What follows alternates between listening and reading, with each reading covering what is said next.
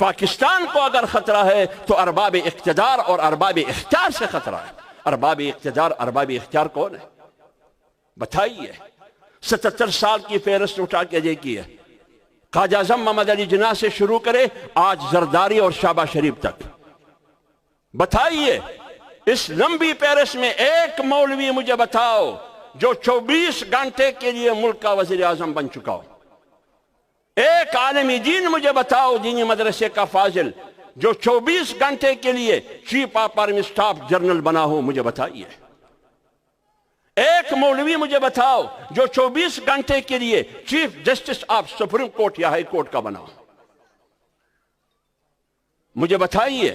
77 سال میں 24 گھنٹے کے لیے صدر مولوی نہیں رہا، وزیر اعظم مولوی نہیں رہا، جنرل مولوی نہیں رہا، چیف جسٹس مولوی نہیں رہا، چیف آف آرمی اسٹاف مولوی نہیں رہا، چیف الیکشن کمشنر مولوی نہیں رہا، گورنر مولوی نہیں رہا، تو پھر پاکستان کو خطرہ کس سے ہے؟ پاکستان کی تباہی کا ذمہ دار کون ہے؟ چلو تعلیم پر بات کریں گے۔ پاکستان میں کتنی یونیورسٹیاں ہیں؟ کتنی یونیورسٹیاں ہیں پاکستان میں؟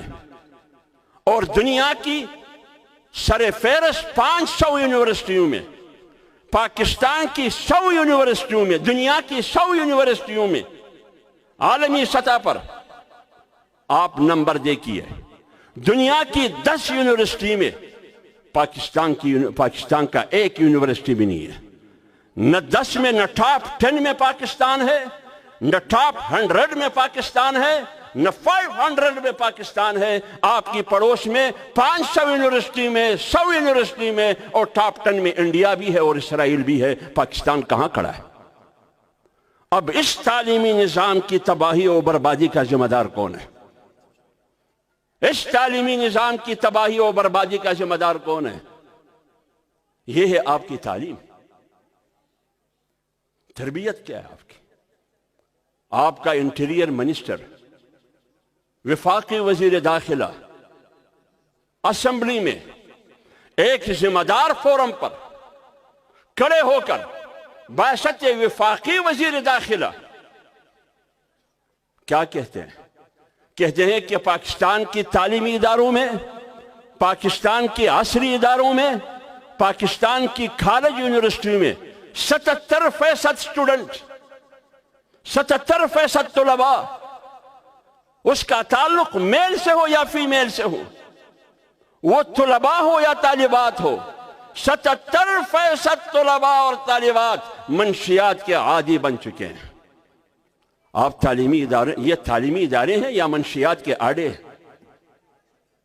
بتائیے، قوم کو بتاؤ، یہ تعلیمی ادارے ہیں یا یہ منشیات کے آڑے ہیں؟ لڑکیاں بھی منشیات کی عادی بن چکی ہیں۔ قوم نے آپ کو اپنی بیٹی دی پڑھنے کے لیے، پڑھانے کے لیے، اس کو کچھ سکھانے کے لیے، تاکہ پاکستان کا مستقبل بن جائے، لیکن آپ نے اس کو منشیات کا عادی بنا دیا۔ یہ ہے آپ کے تعلیمی ادارے۔ اب مجھے بتائیے، جب پاکستان کی یونیورسٹیوں میں پاکستان کا وزیر داخلہ کہہ رہا ہے کہ 77% طلباء اور طالبات یہ منشیات کے عادی بن چکے ہیں، بتائیے اس تباہی میں ہاتھ کس کا ہے؟ کیا علماء وہاں گئے؟ دینی مدارس کے علماء نے ان کو منشیات کا عادی بنا دیا؟ کیا اسلامی علوم تھے؟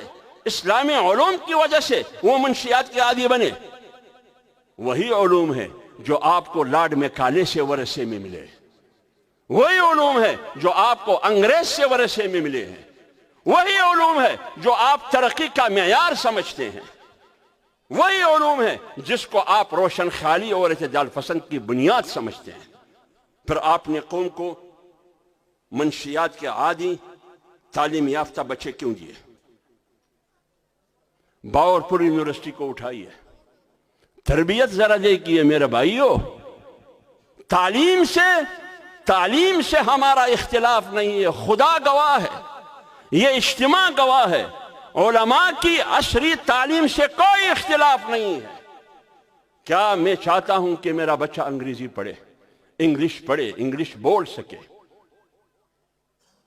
میں چاہتا ہوں کہ میرا بیٹا عربی بول سکے اور پڑھ سکے، تو جب میں اپنے بچے کے لیے یہ چاہتا ہوں تو قوم کے بچے کے لیے نہیں چاہتا؟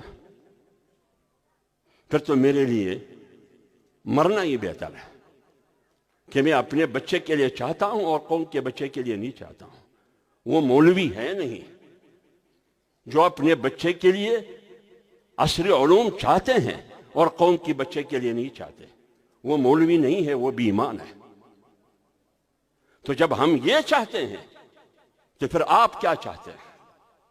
میں مدرسے میں عصری علوم پڑھاتا ہوں، مطالعہ پاکستان بھی پڑھاتا ہوں، معاشرتی علوم بھی پڑھاتا ہوں، اردو مضامین بھی پڑھاتا ہوں، انگلش بھی پڑھاتا ہوں، میتھ، ریاضی، حساب بھی پڑھاتا ہوں۔ کیا آپ تعلیمی اداروں میں قرآن پڑھاتے ہیں؟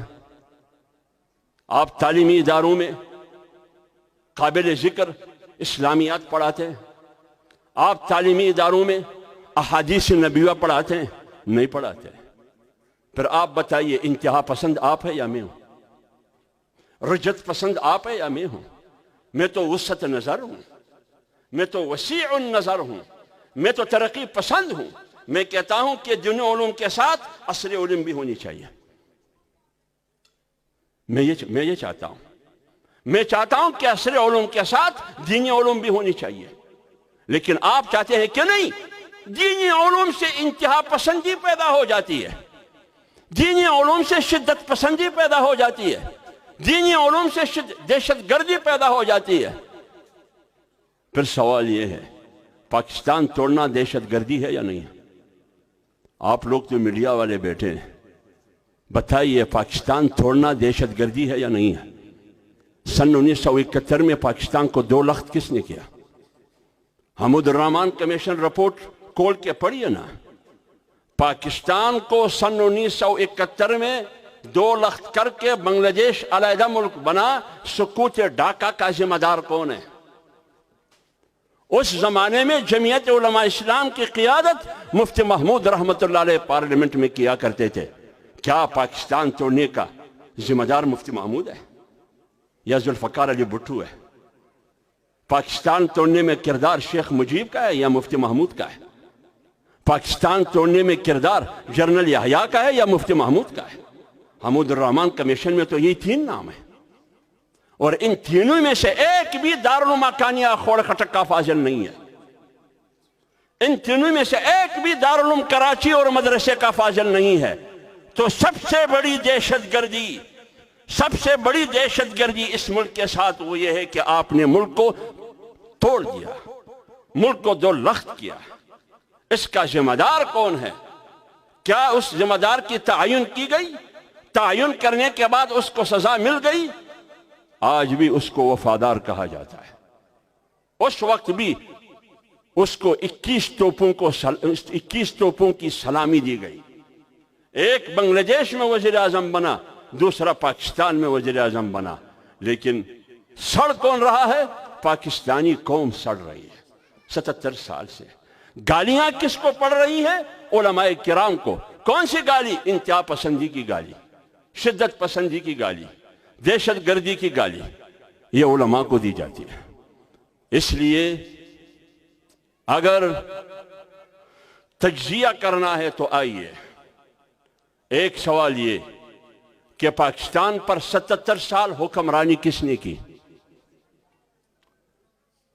آکسفورڈ کے فضلاء نے، ہارڈورڈ کے فضلاء نے، ایچیسن لاہور کے فضلاء نے، لارنس مری کے فضلاء نے، اسلامیہ کالج پشاور کے فضلاء نے، باولپور یونیورسٹی کے فضلاء نے، جامعہ یونیورسٹی کراچی کے فضلاء نے، حکمرانی 77 سال ان لوگوں نے کی ہے۔ آج اگر پاکستان میں بدامنی ہے، کوئی بھی محفوظ نہیں ہے، ملک غیر محفوظ ہے، اس کا ذمہ دار یہی لوگ ہے یا نہیں ہے؟ آج پاکستان کا خزانہ خالی ہے، اس کا ذمہ دار کون ہے؟ یہی لوگ ہے یا نہیں ہے؟ آج ملک میں سیاسی بحران ہے، عدالت میں لڑائی ہے، ججوں کے ساتھ لڑائی ہے۔ اب ان ججوں میں تو کوئی مولوی نہیں ہے۔ اگر مولوی ہوتا تو یہی کہا جاتا ہے کہ یہ بیچ میں انتہا پسند مولوی ہے، اس کی وجہ سے لڑائی ہے۔ ایک مولوی تھا، مولوی تمیز الدین، تاریخ میں اس کا اچھا نام نہیں ہے. جوڈیشری کی تاریخ میں آج تو عدلیہ کے اندر لڑائی ہے 10 سال سے، تو کوئی مولوی نہیں ہے. سارے فضلاء ہے لا کالج کی، سارے فضلاء ہے بیرونی دنیا کی، کوئی بیرسٹر ہے، کوئی پتہ نہیں کیا ہے. آج پارلیمنٹ ہے، پارلیمنٹ میں کون بیٹھے؟ 45 فارم والے باہر بیٹھے، 47 فارم والے اندر بیٹھے. یہ کس مدرسے کے فاضل ہے یہ اکثریت جو حکومت میں بیٹھے ہیں، جو پارلیمنٹ میں بیٹھے ہیں؟ کل نہ پرسوں آپ میڈیا کے حوالے سے قانون سازی ہوئی، پیکا ایکٹ کے نام سے قانون سازی ہوئی. یہ قانون سازی کس نے کی؟ اسلام ہمیں حریت کا درس دیتا ہے، اسلام ہمیں آزادی کا درس دیتا ہے. اور حضرت عمر فاروق رضی اللہ تعالیٰ عنہ سے ایک آدمی اجتماع میں کھڑے ہو کر سوال کر سکتا ہے، اور عمر فاروق رضی اللہ تعالیٰ عنہ اللہ تعالیٰ کا شکریہ ادا کرتے ہیں کہ میری پبلک میں ایسے لوگ ہیں جو مجھ سے پوچھ سکتا ہے. یہی رویہ ابو بکر صدیق کا ہے جو خلیفہ ہے، امیر المومنین ہے، خلیفۃ المسلمین ہے، وہ جواب دہ ہے. لیکن آپ سچ سننا نہیں چاہتے ہیں. آپ چاہتے ہیں کہ سچ بولنے پر پابندی ہو، سچ لکھنے پر پابندی ہو، تحریر پر پابندی ہو، تقریر پر پابندی ہو، زبان پر پابندی ہو، سوچ پر پابندی ہو، لکھنے پر پابندی ہو. لیکن نام یہ دے کر کہ ہم جھوٹ کا راستہ بند کرنا چاہتے ہیں، پیکا ایکٹ کے ذریعے جھوٹ کا راستہ روکنا چاہتے ہیں، لیکن جھوٹ کا راستہ روکنے کے نام پر سچ کا راستہ وہ روکنا چاہتے ہیں.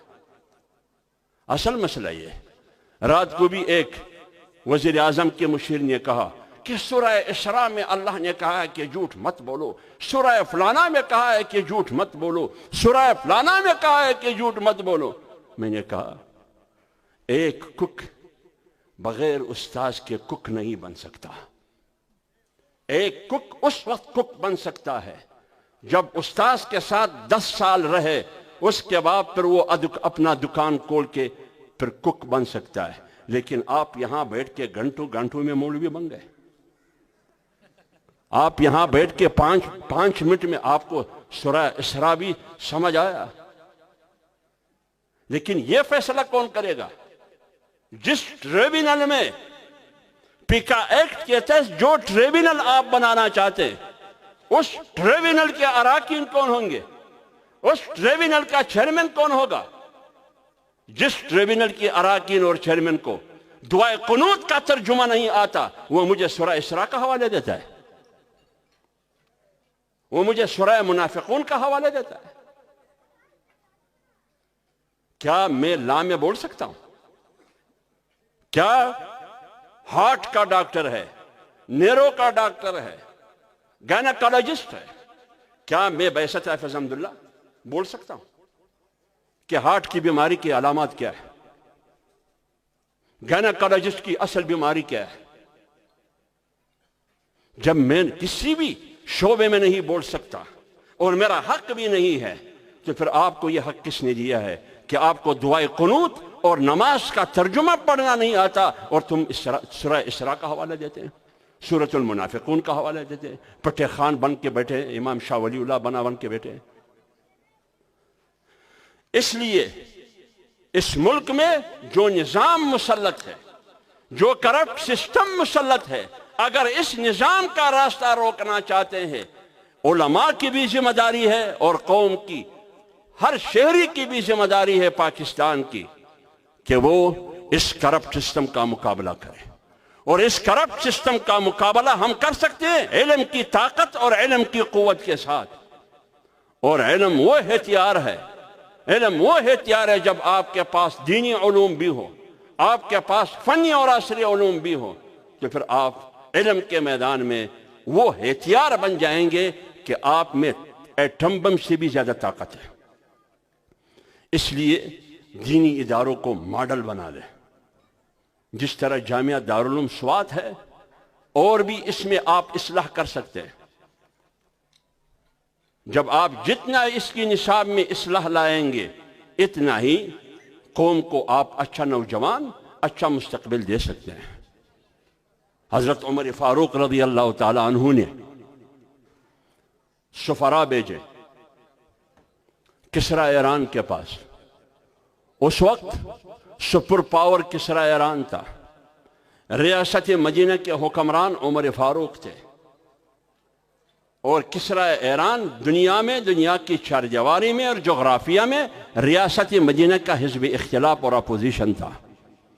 ریاست مدینہ کو اور ان کی حکمرانی کو وہ تسلیم نہیں کرتے تھے، نظام اسلامی کو وہ تسلیم نہیں کرتے تھے۔ عمر فاروق نے سفراء بھجوائے، اسلام کا پیغام دیا کہ آئیے کندھے سے کندھا ملا کے اسلام کی نظام کے لیے ایک ہو جائیں گے۔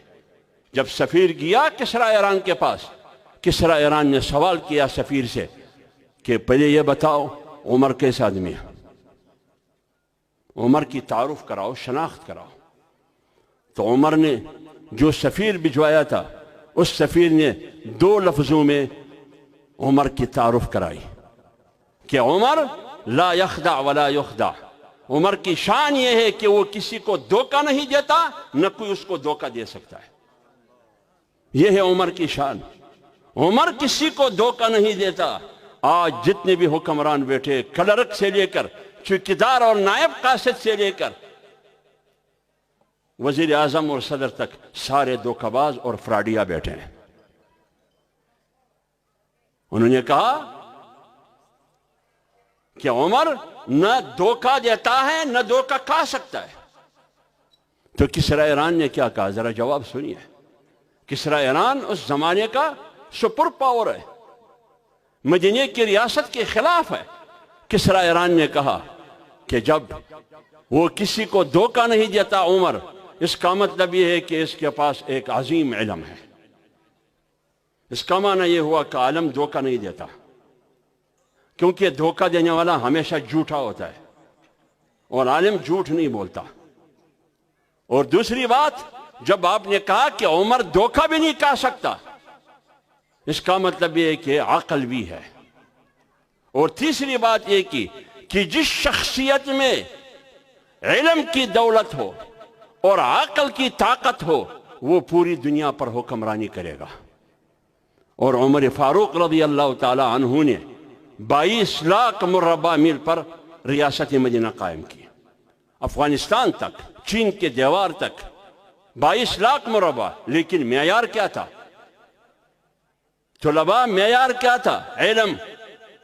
کسریٰ نے تسلیم کیا کہ اگر آپ دنیا پر حکمرانی کرنا چاہتے ہیں تو آپ میں علم ہونا چاہیے، آپ میں عقل ہونا چاہیے۔ یہی 2 بنیادی چیزیں ہیں جس کی وجہ سے آپ انسانیت کی قیادت بھی کر سکتے ہیں، انسانیت کی رہنمائی اور رہبری بھی کر سکتے ہیں، اور آپ نظام حکومت کی قیادت اور سربراہ حکومت بھی بن سکتے ہیں۔ اس میں انہوں نے دولت کا ذکر نہیں کیا، اس میں کسریٰ ایران نے سرمایہ کا ذکر نہیں ہے۔ عمر فاروق کے پاس دولت نہیں ہے، عمر فاروق کے پاس سرمایہ نہیں ہے، ان کے پاس کارخانے نہیں ہے، جاگیردار نہیں ہے، زمیندار نہیں ہے، غریب آدمی ہے، یہ حکومت نہیں کر سکتا، یہ قیادت نہیں کر سکتا۔ نہیں، کسریٰ نے کہا جب علم ہے، عقل ہے، یہ پوری دنیا پر حکمرانی کرے گا۔ یہ ہے علم کی طاقت۔ لہٰذا علم کی میدان میں اپنے آپ کو مضبوط کرو، مضبوط کرو، ان چوروں کا ان کی دفتر میں مقابلہ کرو، اس سسٹم میں اندر گھس کے جاؤ، مقابلہ کرو، ان چوروں اور ان لٹھیروں اور ڈاکوں کا راستہ روکو۔ یہ آپ علم کے ذریعے روک سکتے ہیں، جب آپ کے پاس دینی علوم بھی ہو اور آپ کے پاس فنی اور عصری علوم بھی ہو۔ جس طرح آپ نے دینی علوم کے میدان میں پوری دنیا میں ایک نام بنایا ہے، تم نے پوری دنیا کی ٹاپ 10 مدارس میں 3 مدارس پاکستان کے ہیں، پاکستان کے۔ جب آپ عصری علوم پڑھائیں گے، مجھے یہ یقین ہے کہ یہی مدارس دنیا میں عصری علوم میں بھی ٹاپ 10 میں آئیں گے۔ کرو مقابلہ، بڑھو، آگے بڑھو، کسی قسم کی شرمندگی کی ضرورت نہیں ہے۔ حکمرانوں کو دکھاؤ، حکمرانوں کو بتاؤ کہ یہ ہے عصری علوم، یہ ہے فنی علوم جو دارالعلوم سوات میں پڑھایا جاتا ہے، دارالعلوم کوڑا خٹک میں پڑھایا جاتا ہے، دارالعلوم کراچی میں پڑھایا جاتا ہے. یہاں نہ منشیات فروش ہے نہ منشیات کے عادی ہے. باولپور یونیورسٹی میں آج سے 2 سال پہلے، آج بھی آپ گوگل پر جا کے دیکھیں، باولپور یونیورسٹی میں چند سالوں میں 5000 لڑکیوں کے ساتھ جنسی تشدد ہوئی. 5000 لڑکیوں کے ساتھ. کس نے کی؟ اپنے اساتذہ نے کی. کس نے کی؟ اپنے وارڈن نے کی. کس نے کی؟ جو سیکورٹی پر مامور تھے، چوکیدار نے جنسی تشدد کی. کسی نے دلالی کی، کسی نے جنسی تشدد کی. لڑکی کو، بچی کو مجبور اور بلیک میل کر کے کہ آپ کو امتحان میں زیادہ نمبر دیں گے، آپ نے میرے ساتھ بد اخلاقی کرنی ہوگی. شرم نہیں آتا ہے تم کو؟ اتنے بے شرم بے حیا آدمی ہو. اپنے بچی کے ساتھ جنسی تشدد. اور قوم نے بچی آپ کو تعلیم کے لیے، پڑھنے کے لیے امانتاً دی ہے، اور تم ان کے ساتھ جنسی تشدد کرتے ہو. تم اس کو منشیات کا عادی بنانا چاہتے ہو. تم اس کو اخلاقی طور پر کرپٹ بنانا چاہتے ہو. یہ ہے آپ کی تعلیم. پوری دنیا میں 500 یونیورسٹی میں آپ کا ایک یونیورسٹی نہیں ہے. آپ کا پورا سسٹم کرپٹ ہے. اس لیے دینی علوم کے ساتھ ساتھ عصری علوم کا ہونا انتہائی ضروری ہے. پھر ہم اس کرپٹ سسٹم کا مقابلہ کر سکتے ہیں. پھر ہم نظام میں اصلاح لا سکتے ہیں. پھر ہم تبدیلی لا سکتے ہیں. ہماری دینی مدارس کی نظام تعلیم 1857 سے پہلے یہی نظام تھا. اللہ تعالی ہمیں اور آپ سب کو دین کی خدمت کرنے کی توفیق عطا فرمائے. اللہ تعالی ان تعلیمی اداروں کو آباد رکھے اور ہر قسم کی شر اور فتنے سے محفوظ رکھے. میں آخر میں ایک بار پھر جامعہ کے محتمم، نائب محتمم اور اساتذہ اور منتظمین کا مشکور ہوں کہ انہوں نے آج کے اس عظیم پروگرام میں مجھ ناچیز کو دعوت دے کر عزت بخشی، میری حوصلہ افزائی فرمائی. اللہ تعالیٰ آپ کی خدمات کو قبول فرمائے. وما علینا الا البلاغ.